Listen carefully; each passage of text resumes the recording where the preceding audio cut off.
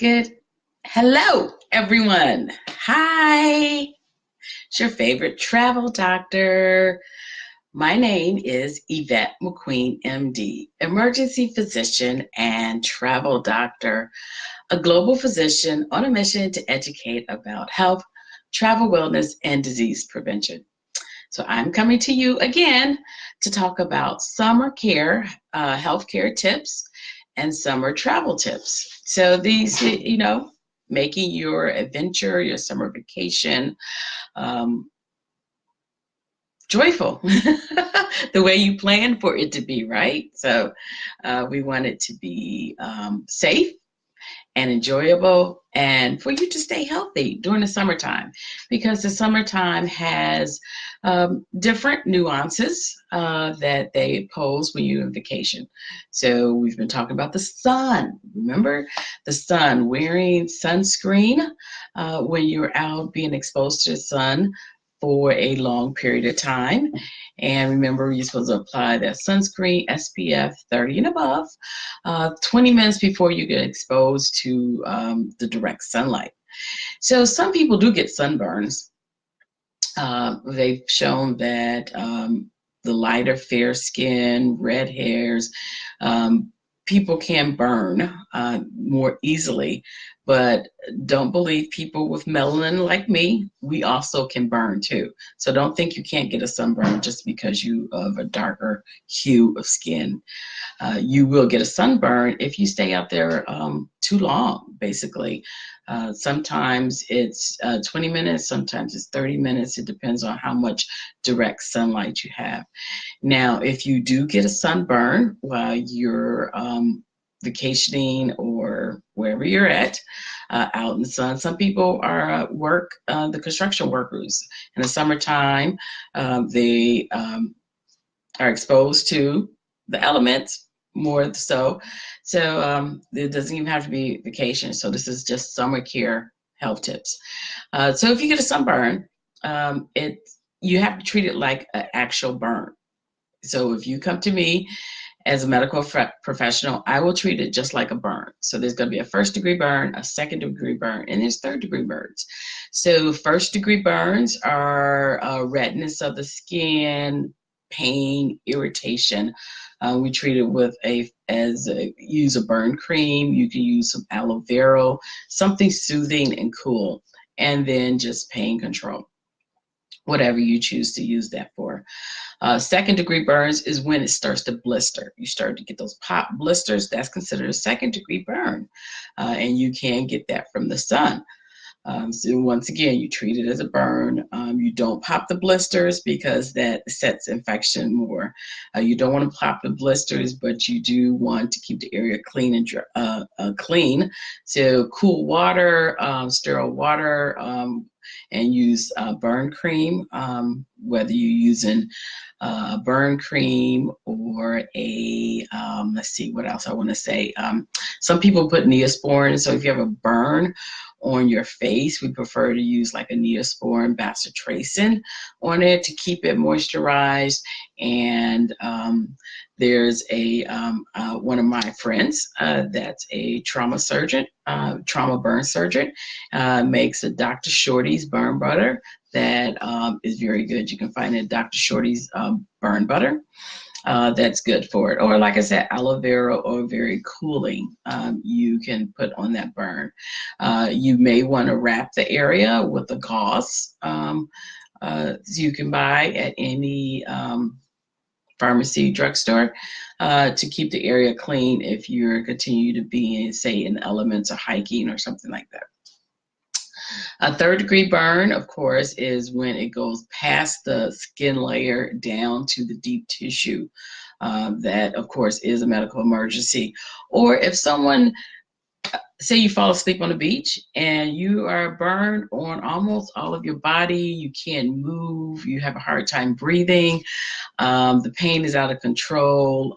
At that point, you also run into the point of heat exhaustion again, and you probably want to be seen in an emergency room because there's some things called sun toxicity or basically sun poisoning for the average person, but it's actually extreme heat exposure, and you've developed first degree, second degree, and maybe third degree burns on a large part of your body. So a lot of it is rehydrating because you lose a lot of water out of your skin. You don't realize how much water your body loses from the skin. So if you have burns, you're dehydrating. So if you've burned a large portion of your body, you become very dehydrated. You lose a large portion of water. We need to rehydrate you or give you more water, particularly by the IV, and actually get you under pain control. And yes, I have admitted people to the hospital for sunburns, like severe sunburns. I have admitted them to the hospital for that. So that's something to consider while you're vacationing during the summertime, or traveling during the summertime, or working outside during the summertime. So I also want to talk about, as far as adventure and activity during the summertime, and how you can stay healthy and safe.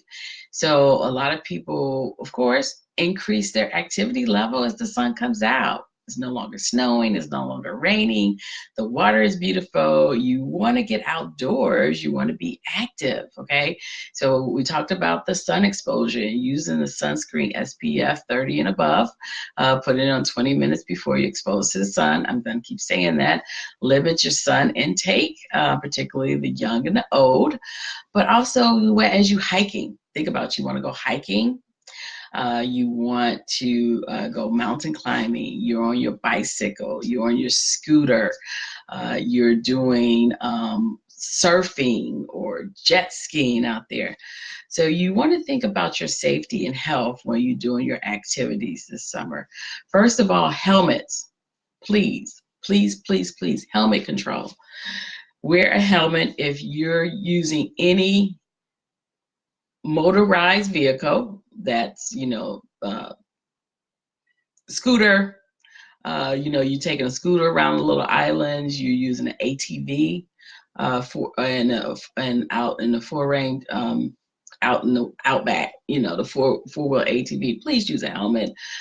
You're on a motorcycle, you're bicycling, just even bicycling because you're in traffic, please use a helmet, because guess what?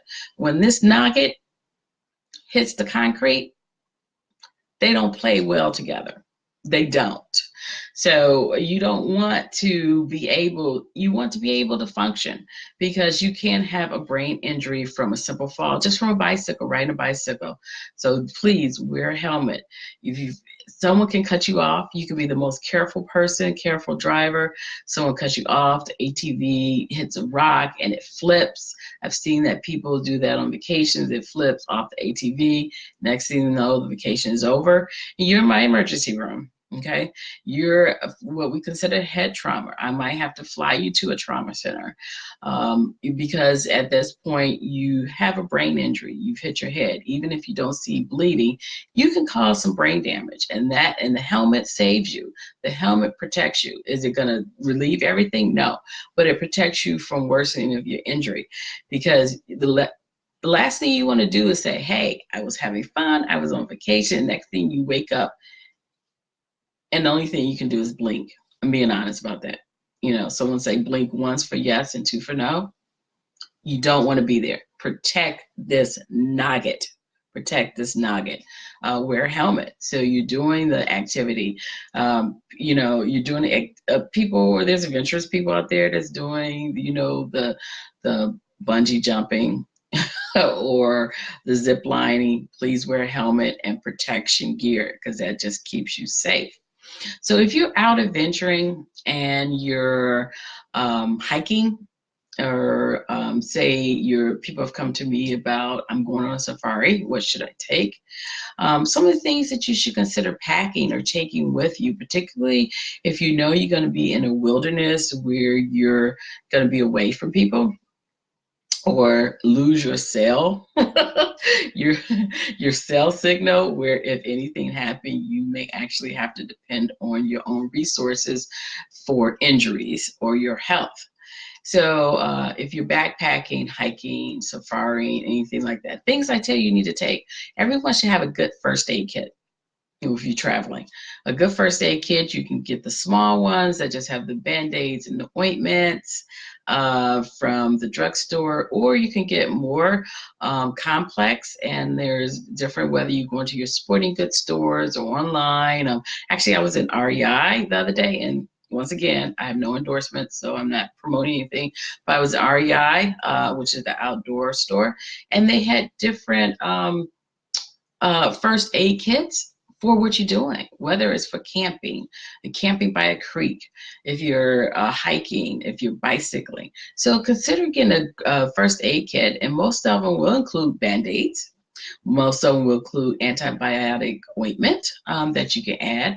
And remember, I said when you get like small tears and scars on your skin, you can use what they call either the magic skin or the liquid skin and put it on, and it covers it, and you don't have to worry about, you can actually still get it wet, and you don't have to worry about the band-aid coming off, and it covers it.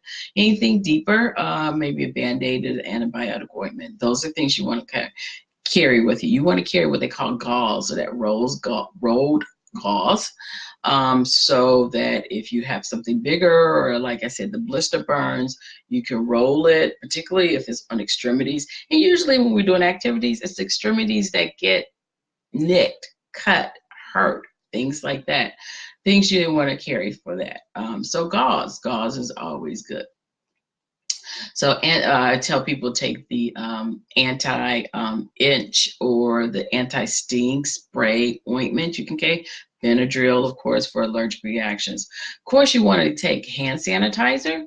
You can either take it in the bottle like this, those little, they have the different little bottles you can take, and they can hook onto belts, or here we go, hook onto belts or anything like that, so you have it always ready to, because it's alcohol based, and when you use hand sanitizer, you put it on, you rub it, and you let it evaporate. Okay, you need to let it dry. That gives us the best antibacterial source. If you don't have soap and water is always the best, but if you don't have soap and water or clean water, a antibacterial ointment or hand sanitizer. I sometimes use the wipes, the little wipes. You can buy these at different areas, especially if I know I'm getting a lot of more, if I'm more dirty or something, like I carry it, I just wipe it a little bit more. So that's one of the things you need to carry, like in your backpack.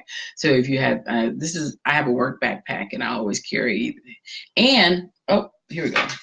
I always carry these with me too. Yes, gloves. And anybody can carry gloves, right?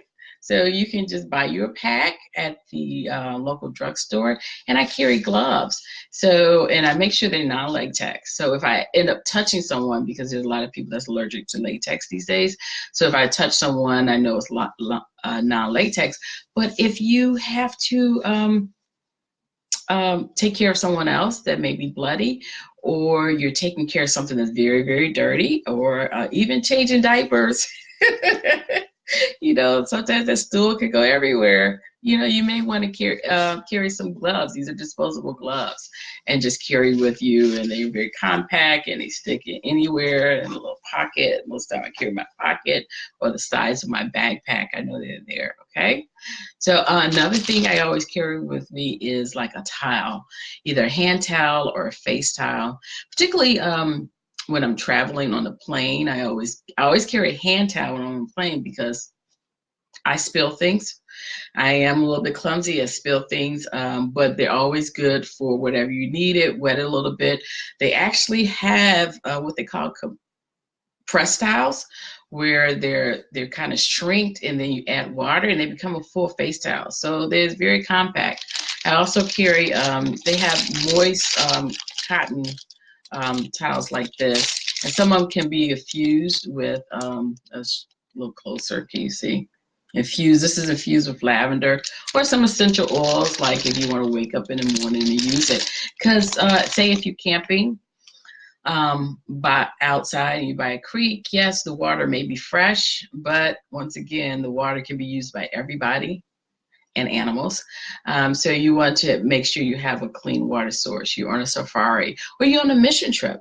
I recommend body wipes and taking your own towel for if you're on mission trips, because if you're in basically a third world country or an undeveloped country, and I'm telling you about water source, you don't want to drink their water. You're not drinking their water source because it can mess up your basically intestines. But guess what? You don't want that water source near your eyes and your mouth too, because you have your layers, what we call the mucosal layers. It can still seep into your system. So you need face wipes, and you need hand towels that I carry with me also. So think about that when you're hiking and mission trips or on your safari. You got to consider things that keep you safe like that. Of course, you want to once again cover the exposed skin for the UV rays, for if you're not used to being around the equator in that area. And we talked about insect repellent again, and I'm to tell you again, 25% DEET and above for insect repellent to reduce the mosquito, malaria, other infectious disease they carry along with other parasites, and wear those shoes. So I'm gonna tell you something about shoes, particularly diabetics. Please wear your shoes. Oh, so if you do not walk barefoot in the United States, why would you go over to South America and play soccer barefoot? Do not do that. Do not do that. There are parasites like worms and things that come up through your feet. Yes, you get them by walking in either moist water or dirt, and it comes through your feet and travel into your body. So please protect your feet by wearing shoe wear. Flip-flops. I'm not really a fan of flip-flops because I see so many ankle and foot injuries with flip-flops. So try to wear a shoe that it can let you breathe but straps you in, because you're going to end up flopping and flipping, and there's that ankle fracture. I've seen it, and then you go down, and then there's other fractures. Of course, I told you about wearing the swim shoes when you're in the water. So you can either use the swim shoes or strap sandals. But flip-flops are easy to go in and out, and flip-flops are good if you're using showers. You go in and out of showers because you can take it off and on. But as far as walking the terrain, walking the creeks with flip-flops, I do not suggest it. Please wear something with a protective sole, grip sole at the bottom. That was a lot in my, let's see. Oh, yep, that was my 18 minutes. So I'm giving you the quick tips for summer healthcare and summer travel tips. Quick tips. So I hope you enjoyed it today, because we talked about sunburn. Treat it like an original burn, like it is a burn, because I'm going to treat it like a burn. 1st degree, 2nd degree, and 3rd degree. Use burn cream, use aloe vera, pain control. If you feel like you're starting to feel like dehydrated and you have a large portion of your body burned, please seek medical care. Go to ER. We can rehydrate you and control that. Things that you need to carry with you as you do your activity, like a great first aid kit, Band-Aids, antibiotic ointment. Use the magic skin to cover the small cuts so you don't get dirt in it. Carry hand sanitizer and wipes, face wipes, towels, face towels to take with you to re-wet. And of course, wear your helmet. Wear your helmet when you're doing your activities where you can actually cause trauma to this brain, because we want to keep it sharp. We want to keep it sharp. And so that you can go back home and look at all your pictures and videos and tell everybody about your great adventure. You want to be able to tell them. So I hope you enjoyed it. Of course, if you have questions, you know how to reach me. It's listed in the site. And for some summer healthcare tips, if you didn't get some of my other videos, go to healthytraveltips.com, and it tells you about summer care tips. Some of the ones I've mentioned today, and some of the ones I've mentioned other days. So I hope you enjoyed it. And this is Yvette McQueen, MD. I am an emergency physician, travel doctor, a global physician on a mission to educate about health, travel wellness, and disease prevention. I hope you travel well. Ciao for now.